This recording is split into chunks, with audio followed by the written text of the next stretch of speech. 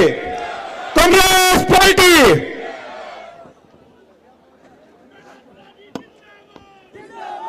आज इस चुनावी सभा में हमारे बीच में हमारे पूर्व मुख्यमंत्री आदरणीय अशोक गहलोत साहब, हमारे नेता प्रतिपक्ष सम्माननीय टीकाराम जूली साहब और आपके बहुत ही लोकप्रिय समाज सेवी विकास पुरुष, जिनके लिए आप और हम सब इकट्ठे हुए हैं। 11 तारीख को मतदान होना है। प्रमोद जैन भाया साहब, आदरणीय धारीवाल साहब, दौसा के सांसद मुरारी लाल जी मीणा साहब, हमारे एमएलए सुरेश गुर्जर जी, एमएलए अनीता जाटव जी, और जिन्होंने 15 दिन से यहां पूरे चुनाव की कमान संभाल रखी है, मेरे छोटे भाई अशोक चांदना जी, जिन्होंने आप सबके मिलकर के बड़ी निडरता के साथ में चुनावी कमान संभाली है। भाई सीएल प्रेमी साहब विधायक हैं, हमारे साथी हैं। अमित चाचान साहब हैं, सारिका जी हैं, प्रदेश कांग्रेस महिला की अध्यक्ष हैं। धर्मेंद्र राठौड़ जी हैं, हमारे मध्य प्रदेश के विधायक भैरून सिंह जी साहब हैं। सम्मानित मंच है, करण सिंह जी तो है ही हैं। करण सिंह जी, आप सब लोगों, आज हम और सब, उर्मिला जैन भाई जी का नाम नहीं लूंगा तो ठीक नहीं रहेगा, आपकी जिला प्रमुख हैं, और हमारे जिला अध्यक्ष श्री रामचरण मीणा साहब भी यहां बैठे हैं और सम्मानित मंच बैठा है। प्यारे साथियों, आज का दिन रात आपके सामने है। कल का पूरा दिन मेहनत करने के लिए प्रचार वैसे नहीं कर सकते, लेकिन डोर टू डोर हम सबको जाना है। परसों सुबह 4 बजे ही उठ करके 6 बजे से पहले हमारे बूथ के ऊपर पहुंचना है। ज्यादा से ज्यादा लोगों को जल्दी से जल्दी ला करके मतदाताओं के लाइन में खड़ा करना है, और 6 बजे तक या 6 बजे के बाद में भी अगर पोलिंग स्टेशन में हमारे अगर कोई मतदाता रह गया हो तो जब तक उसका वोट नहीं पड़ जाता, और वोट पड़ने के बाद में जो एजेंट हमारे बैठे हैं वो उन मशीनों की तब तक रुखाली करेंगे जब तक उनको सील बंद आपके सामने नहीं कर दिया जाए। और सील बंद करने के बाद में एक गाड़ी आगे और एक गाड़ी पीछे लगा लेना। जब तक वो कॉलेज में वहां ले जा करके जमा नहीं कराएं तब तक उनका पीछा छोड़ने की आवश्यकता नहीं है। ये काम हम सबको करना पड़ेगा। ये इसलिए करना पड़ेगा कि ये भारतीय जनता पार्टी के लोग वोट चुराने का काम करते हैं, साजिशें रचते हैं, ऐसे ऐसे उम्मीदवार लाते हैं जो आपराधिक पृष्ठभूमि के होते हैं, और इसलिए उपचुनाव का सामना हम सबको करना पड़ता है। आज भी इनके पास वोट नहीं है।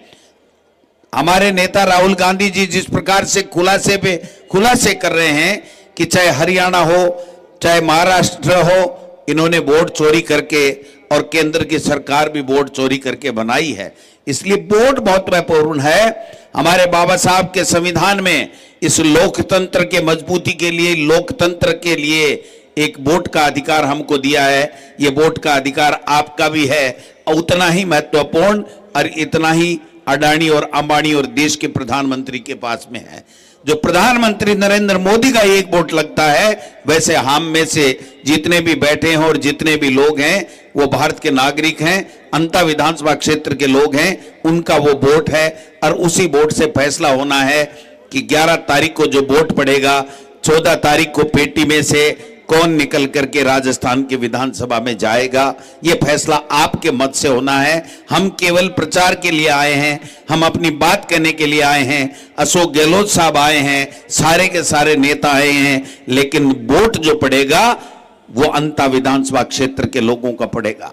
यहां पर आपका जाना पहचाना, आपका सेवक, आपका भाई और आपका सच्चा विकास पुरुष प्रमोद जैन भाया आपके बीच में 2 साल के अंदर अंदर दोबारा आकर के आपसे वोट की झोली फैला रहा है कि मुझे आप आशीर्वाद दीजिए। मैंने अगर आपका काम किया है, आपके सुख दुख में भागीदार बना हूं, अगर यहां का विकास काम किया है और राजस्थान की विधानसभा में जाकर के मंत्री बन करके पूरे प्रदेश के अंदर इन्होंने जितने विकास के काम किए हैं, अंता विधानसभा क्षेत्र एक ऐतिहासिक विधानसभा क्षेत्र है जहां पर इतने काम हुए। मैं तो आश्चर्यचकित रह गया गहलोत साहब कि आपने तो सारा बजट ही प्रमोद जैन भैया को दे दिया। जब हम कहते थे कि धारीवाल साहब को सारा बजट ले गए, हमें थोड़ी तकलीफ होती थी, तो धारीवाल साहब कहते थे मैंने तो यूआईटी से और कोटा से पैसा इकट्ठा करके और यहां पर कोटा को चमन बनाने का काम किया है। लेकिन 36 बिरादरी के लिए प्रमोद जैन भैया ने आपसे जितना पैसा ला सकते थे उतना ला करके इस विधानसभा क्षेत्र का आपका विकास काम कराया है। अब आपको देखना है कि 2 साल के अंदर वो जो क्या नाम है उनका, कंवरलाल जी मीणा साहब, वो कभी आए? ये महारानी साहिबा जी आज घूम रही हैं, कभी आई आपके सुख दुख में भागीदार बनी? एमपी साहब कभी आए? ये सुमन सामंत जी क्या हाँ वो मेरे वाला मोरिया नहीं, मोरपाल सुरण जी, मोरपाल सुमन जी कभी आकर के पूछा कि तुम्हारी सड़क बनी कि नहीं, तुम्हारे पेंशन आई कि नहीं, तुम्हारे को बिजली का फ्री बिल मिल रहा है, फ्री आ रहा है कि नहीं आ रहा है, कभी इलाज फ्री मिल रहा है कि नहीं मिल रहा है, इंग्लिश मीडियम की स्कूलों में पढ़ाई हो रही है कि नहीं, टीचर हैं कि नहीं, बच्चों की नौकरी लगे कि नहीं, कभी आकर के इन्होंने नहीं पूछा। आज 2 साल बाद में दोबारा आकर के खड़े हो गए कि हमको वोट दो, हमको वोट दो। 2 साल हो गए, मुख्यमंत्री जी से पूछने चाहते हैं हम सब लोग कि आपके अंता विधानसभा क्षेत्र में आपने क्या कौन सी योजना लेकर के आए, कौन सा बजट का पैसा लेकर के आए। मैं आपको दावे के साथ कह सकता हूं, मैं भी इस विधानसभा क्षेत्र में घूमा हूं, पूरे प्रदेश में प्रदेश अध्यक्ष के नाते घूम रहा हूं। एक बात कान खोल के सुन लो, और जवाब है तो बीजेपी वालों जवाब दे देना, अभी 6 बजे नहीं है, 1 रुपया इस 2 साल में नहीं दिया। हमारे कांग्रेस के समय में जो पैसा आया उसका काम भी आज की तारीख में या तो चल रहा है या उसको भी बंद कर दिया गया है। तो ऐसे में हमें सोचना पड़ेगा। कुछ लोग आए हैं वोट बिगाड़ने के लिए, आए हैं चुनाव बिगाड़ने के लिए, आए हैं कभी कहीं से लड़ेंगे, कभी छबड़ा से लड़ेंगे, कभी जाकर के देवली उनियारा में वही टपक जाएंगे और फिर आकर के यहां कहेंगे मैं यहीं लड़ूंगा। ये तो ईश्वर ना करे, अगर इधर और कोई उपचुनाव आ गया तो ये भाई तो फिर भी कूदेगा कि मैं ही लड़ूंगा। दोनों पार्टियों को कि जब तक मुझे विधायक नहीं बनाओगे मैं किसी को चुनाव नहीं लड़ने दूंगा। कभी कहते हैं कि 3 पीढ़ी प्रमोद जैन भाई की चुनाव नहीं लड़ पाएगी, कभी कहते हैं डोटासरा चुनाव प्रचार नहीं करेगा, कभी कहते हैं अशोक गहलोत ने यह कर दिया। मैं पूछना चाहता हूं, ये लोकतंत्र है, आपको चुनाव लड़ने का अधिकार है, आपको धमकाने का अधिकार नहीं है। यह कानून का राज है, धमका के आप कोई काम नहीं कर सकते हो। मैं मीणा समाज से एक अपील करना चाहता हूं, मीणा समाज हमेशा कांग्रेस की रीढ़ की हड्डी रहा है और हमेशा से उसने कांग्रेस को मदद करने का काम दिया है। आज अगर आपका वोट बढ़ता है, आज वहां जाकर के देखिए छबड़ा में जो समाज के लोगों ने या किन्हीं लोगों ने जो वोट दिए थे आज उनके क्या हाल हैं, कल देवली उनियारा में वोट दिए थे उनके क्या हाल हैं। मैं लिख के दे सकता हूं कि इस चुनाव के बाद में, रिजल्ट के बाद में, उसके बाद में ये निर्दलीय प्रत्याशी अगर आपकी तरफ झांक भी ले तो मुझे बता देना कि गोविंद डोटासरा आप क्या कह रहे थे, क्योंकि इनका इतिहास है, न दोबारा छबड़ा में गए न देवली उनियारा में गए, तो नए अंता में आने वाले हैं। ये धमका के बहुत दिन हो लिया, कोई नहीं धमकता है, कानून का राज है, आपको चिंता करने की आवश्यकता नहीं है, डरने की आवश्यकता नहीं है। मैंने पहले भी कहा था कि प्रमोद जैन भैया चुनाव लड़ेगा, आपका आशीर्वाद देकर के आप चुनाव जिताइए, डरने की कोई आवश्यकता नहीं है। हमने यही चुनाव किया। यह अशोक चांदना मेरा छोटा भाई, ये बब्बर शेर है, इसने जिस प्रकार से यहां पर चुनाव प्रचार किया है सबने देखा है। हम भाईचारे में विश्वास रखते हैं, हम 36 कौम को साथ लेकर के चलते हैं। हम इस तरीके से, हमको वो आटे को गोलियों आगे जो खज जैसी है, कोई तमाशा है, कोई बात है। कल आए थे होटल में जाकर के कि हमें सूचना मिली है पैसे बांट रहे हैं, मैंने कहा निकलो यहां से, 9 2 11 हो जाओ, पैसे बांट रही है बीजेपी और सरकार वाले। आप हमारा चुनाव खराब करना चाहते हैं, हमारे को बदनाम करना चाहते हैं, बिल्ली की तरह मी मी मी मी मी मी मी मी मी करने के चले गए। इसलिए चिंता करने की आवश्यकता नहीं है। हमारा नेतृत्व मजबूत है, हमारे पास अच्छी योजनाएं, एक से एक बढ़कर के योजनाएं अशोक गहलोत साहब ने 5 साल में दी, काम देने में कोई कमी नहीं छोड़ी। और 2 साल में क्या बात करते हो, मुख्यमंत्री जी की पर्ची खुल गई तो मुख्यमंत्री तो बन गए, लेकिन 7 झालावाड़ के अंदर 7 हमारे आदिवासी के और ओबीसी के हमारे बच्चे स्कूल में दब के मर गए। ये मुख्यमंत्री यहां आकर के चुनाव प्रचार कर रहे हैं, वहां जाकर के उन माता और उन पिताओं को और सांत्वना नहीं दे सके कि भाई तुम्हारे 7 बच्चे मर गए, ये मैं सहायता देता हूं। जब हमारे समय में मुख्यमंत्री अशोक गहलोत जी को पता चलता था कि इस तरह के हादसा हो गया, 50-50 लाख रुपए तक दिए हैं, और यहां 3 मौत एक घर में भी हो गई तो 25 लाख रुपए की घोषणा की, आज तक दिया किसी को नहीं है। 2 लाख 2.5 लाख 3 लाख रुपए बात करते हैं बड़ी बड़ी। इसलिए मैं निवेदन करना चाहता हूं आपसे, ये साधारण चुनाव नहीं है, ये 2028 की नींव रखी जा रही है। ये चुनाव कांग्रेस पार्टी और प्रमोद जैन भाया जीतेगा। मैं लिख के दे सकता हूं कि यहां पर 2028 में कांग्रेस की सरकार बनेगी और दिल्ली के अंदर 2029 में मोदी जी का मोरिया बोलेगा, मोदी जी का मोरिया बोलेगा। यह मैं कहना चाहता हूं। कल कुछ नेता आए थे, बाहर से भीड़ लाए थे, हैं, और बड़े बड़े भाषण दे रहे थे, हम ये कर देंगे, हम एक भी एमएलए नहीं था वहां 200 में से। ऐसे ही सरकार बनती है क्या? है क्या हनुमान बेनीवाल जी एमएलए हैं क्या? आज खींवसर से तो बीजेपी का एमएलए है? दूसरे वो गुड्डा साहब हैं, भगवान राम जी सैनी एमएलए कांग्रेस के एमएलए हैं। तो कांग्रेस के समर्थन से आप नेता बनते हो और कांग्रेस का नुकसान करने के लिए दिन रात एडी चोटी लगा देते हो, जोर लगा देते हो। ये कौन सी राजनीति है आपकी? ये कौन सी बात हो गई?